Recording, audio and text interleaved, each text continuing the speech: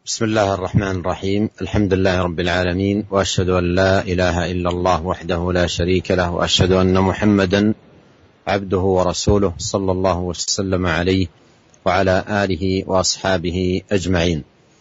اللهم علمنا ما ينفعنا وانفعنا بما علمتنا وزدنا علما وأصلح لنا شأننا كله ولا تكلنا إلى أنفسنا طرفة عين. أما بعد، معاشر المستمعين الكرام، بما أننا نستقبل عشرا مباركات، العشر الأواخر من رمضان، فسيكون حديثنا في لقائنا هذا حول هذه العشر وبيان أهميتها وعظيم مكانتها. Bismillahirrahmanirrahim. Segala puji bagi Allah, salawat dan salam semoga senantiasa tercurahkan kepada Nabi kita Muhammad sallallahu alaihi wasallam, juga kepada keluarganya dan seluruh sahabatnya. Para pendengar yang semoga dirahmati oleh Allah Subhanahu wa taala, sebentar lagi insyaallah kita akan memasuki hari 10 terakhir di bulan Ramadan. Maka tema yang pantas untuk kita sampaikan pada hari ini yaitu yang berkaitan dengan 10 terakhir di bulan Ramadan. أيها الإخوة المستمعون، إن شهر رمضان المبارك شهر كله بركة ورحمة، أيامه ولياليه، ولكن تختص عشره الأواخر بمزيد مزية على بقية أيامه ولياليه، وتختص بخصائص عظيمة وفضائل جليلة اختصت بها عن غيرها. ولذلك كان نبينا صلى الله عليه وسلم وصحابته رضي الله عنهم من بعده يعظمون هذه العشر ويجتهدون فيها أكثر مما يجتهدون في غيرها. روى الإمام أحمد في مسنده ومسلم في صحيحه عن عائشة رضي الله عنها قالت: كان رسول الله صلى الله عليه وسلم يجتهد في العشر الأواخر ما لا يجتهد في غيرها. وروى الشيخان عن عائشة رضي الله عنها قالت: كان النبي صلى الله عليه وسلم إذا دخل العشر شد مئزره وأحيا ليله وأيقظ أهله. Para jamaah, para pendengar yang semoga dirahmati oleh Allah Subhanahu wa taala, sungguhnya bulan Ramadan yang penuh berkah ini adalah bulan yang seluruh hari-harinya adalah hari-hari yang berkah, hari-hari yang penuh rahmah, baik itu siangnya maupun malamnya. Dan 10 terakhir di bulan Ramadan mempunyai keistimewaan yang lebih daripada hari-hari lainnya di bulan Ramadan. Oleh karena itu Nabi kita Muhammad sallallahu alaihi wasallam dan sahabat-sahabat beliau, mereka semua mengagungkan 10 terakhir di bulan Ramadan dan bersungguh-sungguh lebih banyak daripada hari-hari lainnya. Imam Ahmad rahimahullah dalam musnadnya, juga Imam Muslim dalam kitab sahihnya meriwayatkan dari sahabat Aisyah radhiyallahu anha bahwasanya beliau berkata, dahulu Rasulullah sallallahu alaihi wasallam bersungguh-sungguh di 10 terakhir di bulan Ramadan lebih daripada bersungguh-sungguhnya beliau di hari-hari lainnya. Juga Imam Al-Bukhari dan Imam Muslim meriwayatkan dari sahabat Aisyah radhiyallahu anha bahwasanya dahulu Nabi sallallahu alaihi wasallam apabila telah masuk 10 terakhir, beliau mengencangkan ikat pinggangnya, menghidupkan malam-malamnya dan membangunkan keluarganya. ومعنى شد مئزره أي جد واجتهد في العبادة واعتزل النساء، فلا يلتذ في تلك الليالي إلا بمناجاة ربه والتقرب إليه، فما أباحه الله له من الجماع في ليالي رمضان يكون منشغلا عنه بما سواه من العبادة والطاعة طمعا في أن ينال ثواب هذه العشر ويوفق لإدراك ليلة القدر. Arti dari perkataan Aisyah radhiyallahu anha bahwasanya beliau syadda mi'zarahu, mengencangkan ikat pinggangnya, yaitu beliau bersungguh-sungguh dalam beribadah dan menjauhi istri-istrinya. Beliau tidak berhubungan badan dengan mereka di malam-malam 10 terakhir dan sibuk bermunajat kepada Allah Subhanahu wa taala, beribadah kepadanya dan meninggalkan apa yang Allah Subhanahu wa taala halalkan baginya di malam-malam Ramadan, karena sibuk untuk beribadah dan melakukan ketaatan kepada Allah Subhanahu wa taala karena mengharap pahala yang besar di 10 terakhir, juga agar mendapatkan keutamaan malam Lailatul Qadar. ومعنى أحيا ليله أي سهره منشغلا فيه بالطاعة فأحياه بذلك، وأحيا نفسه بسهره فيه تقربا وتضرعا وتعبدا لله، لأن النوم أخو الموت، ولا تحيا الأرواح ولا الأبدان ولا الأوقات ولا الأعمار إلا بطاعة الله، وهذه هي الحياة الحقيقية. قال تعالى: أو من كان ميتا فأحييناه وجعلنا له نورا يمشي به في الناس كمن مثله في الظلمات ليس بخارج منها. فسمى هذه الأجساد مع أنها تدب في الأرض وتأكل وتشرب ميتة، وذلك لبعدها عن الإيمان والطاعة للرحمن وانشغالها بالغي والفسوق والطغيان. Adapun arti dari perkataan Aisyah radhiyallahu anha, ahya lailahu, beliau menghidupkan malam-malamnya, yaitu beliau tidak tidur karena sibuk beribadah dan menghidupkan malam-malam beliau dengan ibadah kepada Allah Subhanahu wa taala. Beliau senantiasa sibuk beribadah, mendekatkan diri kepada Allah Subhanahu wa taala. Karena ketahuilah bahwasanya tidur adalah saudara dari kematian, dan tidak akan hidup ruh seorang, juga tidak akan hidup badan seorang, juga waktu-waktunya dan umurnya tidak dikatakan hidup kecuali dengan ketaatan kepada Allah Subhanahu wa taala. Karena inilah kehidupan yang sebenarnya. Allah Subhanahu wa taala berfirman, "Aw man kana maitan fa ahyainahu wa ja'alna lahu nuran yamshi bihi fin nasi kama mathaluhu fidh dhulumati laysa bi kharijin minha." Apakah orang yang mati kemudian kami hidupkan dan kami berikan kepadanya cahaya yang dia berjalan dengannya di tengah manusia, perumpamannya seperti orang yang berjalan di kegelapan dan dia tidak mampu untuk keluar dari kegelapan tersebut. Dalam ayat ini Allah Subhanahu wa taala menamakan jasad-jasad itu, padahal jasad-jasad adalah orang yang mati, padahal dia berjalan di atas muka bumi, makan, minum. Hal itu disebabkan karena mereka jauh dari keimanan, jauh dari ketaatan kepada Allah Subhanahu wa taala, bahkan sibuk melakukan maksiat, kefasikan dan kezaliman. ومعنى أيقظ أهله أي أقامهم للصلاة والعبادة في هذه الليالي، وهذا من تمام حرصه على أهله وعنايته بهم أداء لواجب الرعاية التي استرعاه الله إياها، وحرصا منه في الدلالة على الخير والدال على الخير كفاعله، إضافة إلى أجره الذي يكتسبه باجتهاده بنفسه. وفي ذلك أيضا تشريع لأمتي أن تحذو حذوه وتتأسى به في ذلك. وفي توجيه أيضا للآباء والأمهات وحث لهم على العناية بتربية أبنائهم والاهتمام بهم، خاصة في هذا الشهر الكريم، وتعاهدهم ومراقبتهم في عبادتهم وشدة المحافظة عليهم، وتشجيعهم على المسابقة لفعل الطاعات واجتناب المنهيات والاستعانة بوسائل الترغيب والترهيب. قال ابن حجر: وفي الحديث الحرص على مداومة القيام في العشر الأخيرة، إشارة إلى الحث على تجويد الخاتمة. ختم الله لنا بخير، آمين.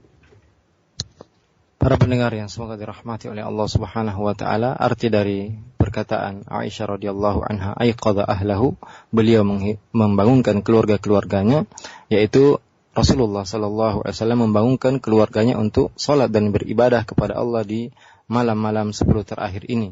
Dan ini menunjukkan kesempurnaan perhatian Rasulullah sallallahu alaihi wasallam kepada keluarganya dan bagaimana beliau menjaga tanggung jawab yang Allah Subhanahu wa taala bebankan kepadanya.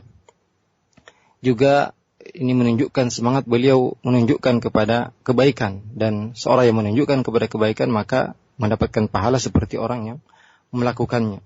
Di samping dia pun akan mendapatkan pahala yang ia lakukan dengan pahala ibadah yang ia lakukan sendiri. Juga dalam hadis ini ada makna bahwasanya umat ini dianjurkan untuk mengikuti jejak Nabi Muhammad sallallahu alaihi wasallam. Juga ada anjuran kepada orang tua, para bapak dan para ibu untuk memperhatikan anak-anak mereka, terutama di bulan yang mulia ini. Mereka dianjurkan dan diperintahkan untuk mengawasi anak-anak mereka, mengawasi ibadah mereka, dan menganjurkan mereka senantiasa beribadah kepada Allah Subhanahu wa taala, memotivasi mereka untuk berlomba-lomba dalam ketaatan dan menjauhi apa-apa yang dilarang oleh Allah Subhanahu wa taala. Juga mereka dianjurkan untuk selalu memberikan motivasi kepada anak-anak mereka agar mereka bersemangat dalam beribadah kepada Allah Subhanahu wa taala.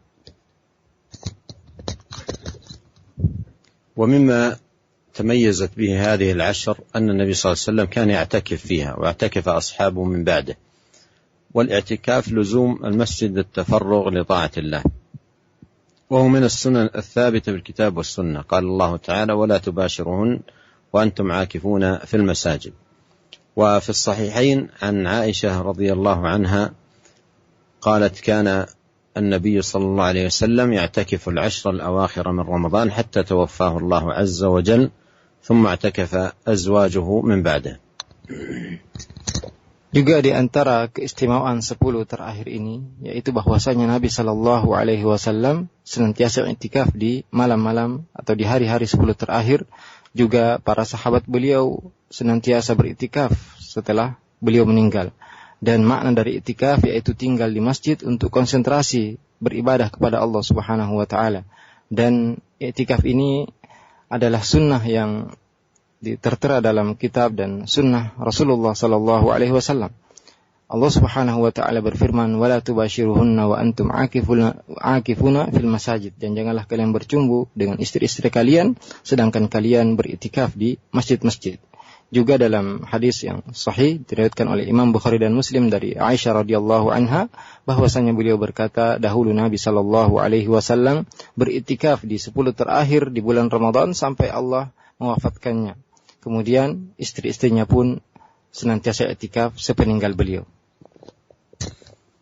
وقد أوضح بعض أحكام الاعتكاف العلامة الشيخ محمد بن صالح العثيمين رحمه الله في مجالسه المشهورة المختصة بشهر رمضان التي نفع الله بها كثيرا، فجزاه الله عن الإسلام والمسلمين خيرا وتغمده بواسع رحمته، وكتب له في هذا الشهر المبارك مثل أجور كل من استفاد من هذا الكتاب وانتفع به وغيره من كتبه رحمه الله. ومما جاء فيه قوله: والمقصود بالاعتكاف انقطاع الإنسان عن الناس ليتفرغ لطاعة الله في مسجد من مساجده طلبا لفضله وثوابه وإدراك ليلة القدر. ولذلك ينبغي للمعتكف أن يشتغل بالذكر والقراءة والصلاة والعبادة، وأن يتجنب ما لا يعنيه من حديث الدنيا، ولا بأس أن يتحدث قليلا بحديث مباح مع أهله أو غيرهم لمصلحة، لحديث صفية أم المؤمنين رضي الله عنها قالت: كان النبي صلى الله عليه وسلم معتكفا فأتيت أزوره ليلا فحدثته ثم قمت لأنقلب أي لأنصرف إلى بيتي، فقام النبي صلى الله عليه وسلم معي الحديث. Para pendengar yang semoga dirahmati oleh Allah Subhanahu wa taala, Syekh Muhammad bin Shalih Al-Utsaimin rahimahullah telah menjelaskan beberapa hukum-hukum yang berkaitan dengan i'tikaf dalam kitab beliau Majalis Syahri Ramadan. Kitab ini adalah kitab yang menjelaskan tentang hukum-hukum yang berkaitan dengan bulan Ramadan. Semoga Allah Subhanahu wa taala membalas kebaikan yang banyak kepada Syekh rahimahullah. Dan beliau telah menulis dalam kitab yang penuh berkah ini banyak hal-hal yang penting untuk diketahui. Kemudian di antara apa yang beliau sebutkan dalam kitab tersebut, beliau mengatakan maksud dari i'tikaf yaitu seorang memutuskan hubungannya dari seluruh manusia agar ia konsentrasi beribadah kepada Allah Subhanahu wa taala di masjid-masjid Allah Subhanahu wa taala dengan harapan mendapatkan karunia dan pahala dari Allah Subhanahu wa taala, juga dengan harapan mendapatkan malam Lailatul Qadar. Oleh karena itu seharusnya bagi seorang yang beriktikaf untuk menyibukkan diri dengan berzikir, membaca Al-Quran, salat dan beribadah, serta menjauhi apa yang tidak penting dari perkataan obrolan-obrolan tentang dunia. Dan tidak mengapa bagi seorang untuk berbicara tentang perkataan atau pembicaraan yang dibolehkan bersama keluarganya atau selainnya untuk suatu kemaslahatan. Karena ini ditunjukkan oleh hadis Sofiyah Ummul Mukminin radhiyallahu anha bahwasanya beliau mengatakan, dahulu Nabi sallallahu alaihi wasallam sedang beriktikaf, kemudian aku mendatanginya, aku berziarah kepadanya di malam hari dan aku berbicara dengannya, kemudian aku kembali ke rumahku. Kemudian Nabi sallallahu alaihi wasallam ikut mengantarku ke rumah. ويحرم على المعتكف الجماع ومقدماته من التقبيل واللمس لشهوة، لقوله تعالى: ولا تباشروهن وأنتم عاكفون في المساجد. وأما خروجه من المسجد فإن كان ببعض بدنه فلا بأس به، لحديث عائشة رضي الله عنها قالت: كان النبي صلى الله عليه وسلم يخرج رأسه من المسجد وهو معتكف فأغسله وأنا حائض. وفي رواية كانت ترجل النبي صلى الله عليه وسلم وهي حائض وهو معتكف في المسجد وهي في حجرتها يناولها رأسه. Dan diharamkan dan dilarang bagi seorang yang sedang beriktikaf untuk berhubungan badan dengan istrinya, juga dilarang untuk bercumbu dengannya, baik itu dengan mencium atau menyentuh dengan syahwat, karena firman Allah Subhanahu wa taala, "Wala tubashiruhunna wa antum aakifuna fil masajid." Dan janganlah kalian bercumbu dengan istri-istri kalian dan kalian sedang beriktikaf di masjid-masjid. Adapun jika dia keluar dari masjid dengan sebagian badannya, maka ini tidak mengapa, ya, karena hal ini ditunjukkan oleh hadis Aisyah radhiyallahu anha, bahwasanya beliau mengatakan dahulu Nabi sallallahu alaihi wasallam mengeluarkan kepalanya dari masjid padahal beliau sedang beriktikaf, ya, agar saya membersihkan rambutnya dan waktu itu saya sedang haid. Dalam riwayat lain Aisyah mengatakan, atau dalam riwayat lain disebutkan bahwasanya Aisyah radhiyallahu anha biasa menyisir rambut Nabi sallallahu alaihi wasallam, dan ketika itu Aisyah sedang haid dan Rasulullah sedang beriktikaf di masjid. Ya, beliau memegang kepala Nabi sallallahu alaihi wasallam karena Rasulullah mengeluarkan kepalanya dari masjid. وإن كان خروجه بجميع بدنه فهو ثلاثة أقسام. الأول الخروج لأمر لا بد منه طبعا أو شرعا، كقضاء حاجة البول والغائط والوضوء الواجب والغسل الواجب لجنابة أو غيرها والأكل والشرب، فهذا جائز إذا لم يكن فعله في المسجد. فإن أمكن فعله في المسجد فلا، مثل أن يكون في المسجد حمام يمكنه أن يقضي حاجته فيه وأن يغتسل فيه، أو يكون له من يأتيه بالأكل والشرب فلا يخرج حينئذ لعدم الحاجة إليه. Adapun jika seorang yang beriktikaf ingin keluar dengan seluruh badannya, maka ini ada tiga macam. Yang pertama, keluar untuk suatu hal yang tidak mungkin untuk ditinggalkan, baik secara tabiat ataupun secara syariat. Seperti contohnya membuang hajat, baik itu buang air kecil ataupun buang air besar, atau berwudu atau mandi junub, atau selainnya, yaitu seperti makan dan minum. Maka ini dibolehkan jika tidak mungkin untuk dilakukan di dalam masjid.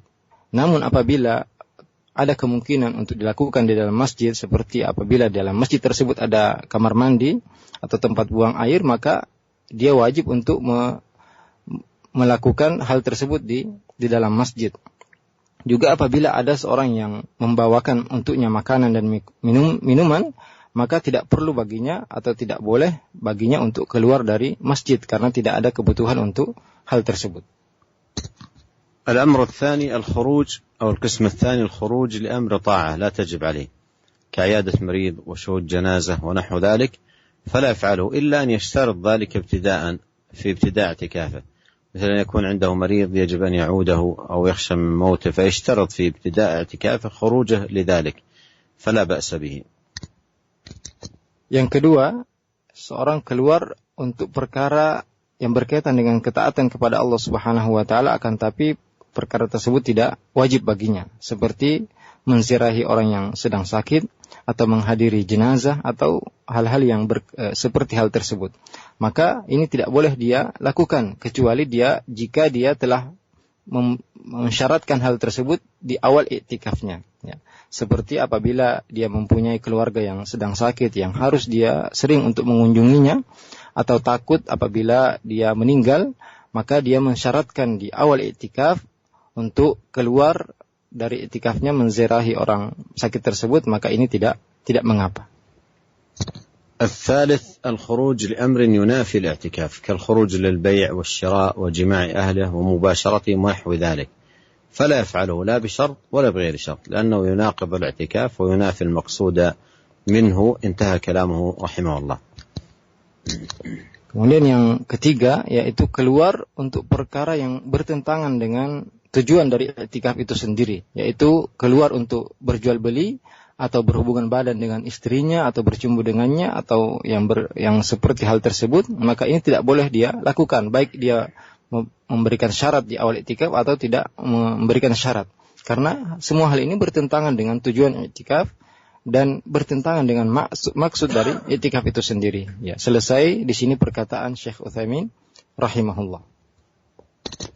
ومما تميزت به هذه العشر واختصت به أن فيها ليلة القدر، وقد قال صلى الله عليه وسلم تحروا ليلة القدر في الوتر من العشر الأواخر من رمضان. وسيأتي الحديث عن هذه الليلة المباركة وعن فضائلها وأهمية اغتنامها وعدم إضاعتها في الحديث القادم إن شاء الله. اللهم وفقنا للقيام بما يرضيك عنا في هذه العشر، واختم لنا شهر رمضان بصالح الأعمال وتقبلها منا يا أكرم الأكرمين.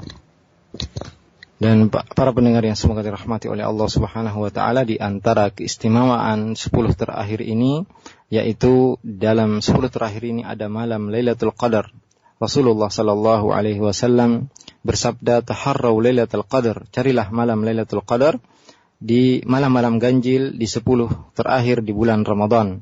Dan insyaallah pembahasan tentang malam yang mulia ini serta keutamaan-keutamaan dan kedudukan malam ini serta bagaimana cara kita untuk memanfaatkan malam ini dan tidak menyanyiakannya, insyaallah kita akan sampaikan di pertemuan berikutnya. Semoga Allah Subhanahu wa taala memberikan kita taufik untuk melakukan apa-apa yang Ia ridhai di 10 terakhir di bulan Ramadan ini, dan semoga Allah Subhanahu wa taala memberikan kita taufik untuk beramal saleh di akhir-akhir 10 terakhir di bulan Ramadan. Nah, kami ucapkan terima kasih, jazakumullahu khairan, untuk Fadilatul Syekh yang telah menyampaikan dars yang penuh manfaat, nasihat dan penjelasan mengenai keutamaan 10 hari terakhir bulan Ramadan. Ikhwatal Islam, 5 menit ke depan kita akan berinteraksi bersama Syekh untuk sesi interaktif bagi Anda yang akan bertanya. Dan sudah kami terima beberapa pertanyaan melalui pesan singkat. Ada pertanyaan dari Bapak atau Ibu Aisyah di Gresik, Jawa Timur yang bertanya, "Assalamualaikum ya Syekh, apakah seorang wanita yang tidak i'tikaf juga bisa mendapatkan keutamaan dari 10 hari terakhir bulan Ramadan dan Lailatul Qadar secara khusus, dan bagaimanakah caranya?" Jazakallahu khairan Syekh. نعم، يقولون ما لا يدرك لا يترك. من لا يتيسر له الاعتكاف فلا يفوت الأمور الأخرى التي يحرص من خلالها على اغتنام هذه الليلة المباركة. فالمرأة التي لا تعتكف تحرص في بيتها على قيام الليل، وأن تطيل القيام في العشر، وأن تكثر من قراءة القرآن وذكر الله، وأن تدعو بالدعاء الذي علمه النبي صلى الله عليه وسلم عائشة أن تقوله ليلة القدر: اللهم إنك عفو تحب العفو فاعف عني. تكثر من هذا الدعاء في العشر الأواخر، تكثر من قراءة القرآن، تكثر من ذكر الله سبحانه وتعالى، تحرص على الإطالة في قيام الليل في بيتها. Ya, jawaban beliau hafizahullah, apa yang tidak bisa kita dapatkan semuanya bukan berarti kita tinggalkan semuanya. Maka perkara-perkara yang tidak bisa kita lakukan, maka kita lakukan perkara yang apa yang bisa kita lakukan. Maka seorang wanita yang tidak bisa untuk i'tikaf, maka dia bisa untuk melakukan qiyamul lail ya di rumahnya, dan memanjangkan ya bacaan dari qiyamul lail tersebut, juga bisa membaca Al-Quran, berzikir dan berdoa, dan mengulang-ulang doa yang diajarkan oleh Rasulullah sallallahu alaihi wasallam kepada istrinya Aisyah radhiyallahu anha, yaitu doa Allahumma innaka afun tuhibbul afwa fa'fu anni. Jadi apa yang beliau sampaikan dan anjurkan kepada wanita yang tidak beriktikaf, yaitu tetap melakukan qiyamul lail, memanjangkan bacaan di qiyamul lail tersebut, membaca Al-Quran, sibuk berzikir, berdoa kepada Allah Subhanahu wa taala. Nah, jazakallahu khairan Syekh. Kemudian pertanyaan berikutnya, bolehkah bagi kami untuk i'tikaf di musalla, yakni masjid yang tidak didirikan salat Jumat di sana? Apakah diperbolehkan dan sah i'tikafnya? Jazakallahu khairan Syekh. إذا كانت تلزم الرجل إذا كانت تلزمه الجمعة وهو الرجل فيعتكف في مسجد تقام فيه الجمعة، وأما المرأة فلا تلزمها صلاة الجمعة، فلها أن تعتكف في مثل هذه المساجد. Jika dia seorang laki-laki yang wajib baginya untuk melakukan salat Jumat berjamaah, maka hendaknya dia beriktikaf di masjid yang didirikan di masjid tersebut salat Jumat. Adapun wanita maka tidak wajib untuk salat Jumat, maka dia boleh untuk iktikaf di musalla atau masjid yang tidak diadakan salat Jumat di masjid tersebut. Nah, terima kasih jazakallahu khairan Syekh. Dan kami mohon maaf untuk pendengar dan pemirsa, hanya 2 pertanyaan yang bisa kami ajukan kepada Syekh di sore hari ini karena waktu yang terbatas. Dan fanarju min fadilatul Syekh al-ikhtitam. نعم، نسأل الله عز وجل أن يوفقنا أجمعين لكل خير وأن ييسر لنا اليسرى وأن يجنبنا العسرى وأن يوفقنا لاغتنام هذه العشر المباركات، وإلى لقاء آخر. السلام عليكم ورحمة الله وبركاته.